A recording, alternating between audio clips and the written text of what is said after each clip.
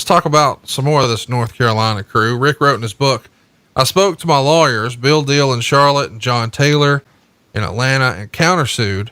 And we said that the company had underutilized me and that, according to our own claim, Bischoff seems to think he has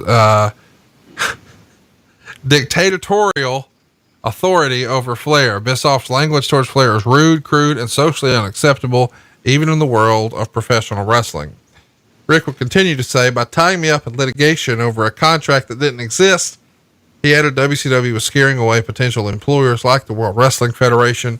And Eric would say, no, the contract was very specific. There was no ambiguity. Easy for me to say. It didn't allow Ric to pick and choose when he was to perform. There was a procedure in place to follow if anyone wanted time off. And in my opinion, Ric didn't follow that procedure. What happened was unfortunate, and Ric wanted to prove a point, and I had to prove a point. He drew a line in the sand, and I felt like I had no choice but to maintain my position. If I allowed Ric or anyone to decide when and where they could show up to work at that point, I would have had a massive problem. To this day, I would do the same thing. So these guys still sort of defend their position. And as a business owner, I do understand on some level what Eric is trying to say, but this is also in an era, you were there, not me, this could be rumor and innuendo, where certain members of the NWO that were maybe more friendly with Eric would routinely no-show house shows. And guys were claiming injuries that maybe were less than legitimate and sort of lame excuses to miss a show. And as a result, WCW would even start retooling contracts upon renewal, and it offered them the opportunity to cut guys if they didn't perform after X number of days. How would you categorize Ric's decision or Eric's decision to sort of prove a point with Ric as opposed to a Hall or a Nash or some of his other buddies who maybe missed some house shows? See, this is, and I have to apologize to the audience.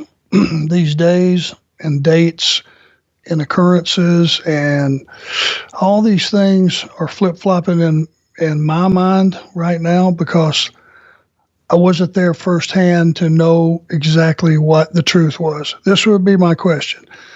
Did Ric have a signed contract before he missed any of these days? Or was there one pending? Was there one signed? Ric says he didn't have a contract. He had a letter of intent. And, of course, Bischoff takes issue with that and says, no, it was a contract. And I think maybe some of the confusion comes from, with that letter of intent, does everyone assume that the terms of the prior deal are extended? And maybe did Ric think, well, you can't really do that. I need a whole new deal. So it becomes very, very gray. And that's obviously the point of contention, with the back and forth lawsuit. Yeah, it's two guys' interpretation. Now, somebody had to be right in that. And until you determine, was that letter of intent binding? Then yes, Ric would be expected to be at work every time he was supposed to be.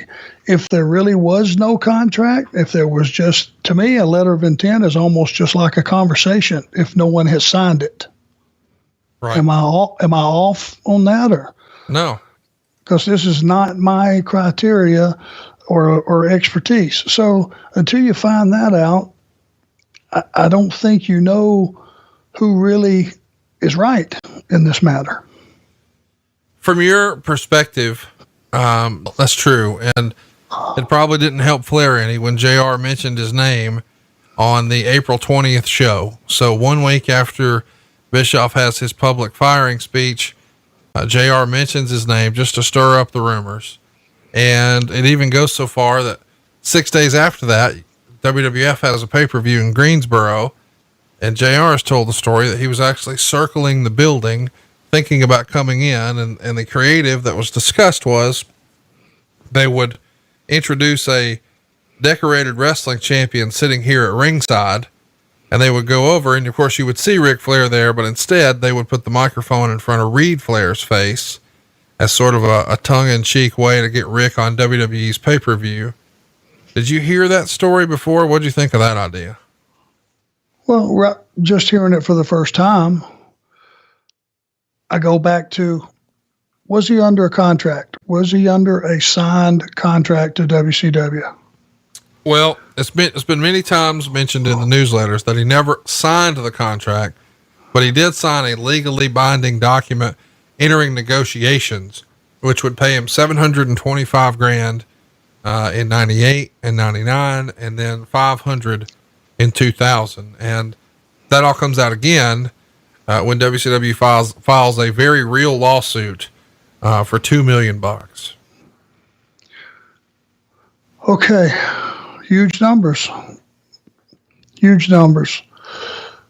But my point is, if that was a legally binding contract and he was not allowed to negotiate with any other company, to have walked in that arena and sat down and been on that television, to me would have been suicide, because you would have clearly been in the wrong if you were legally bound to WCW.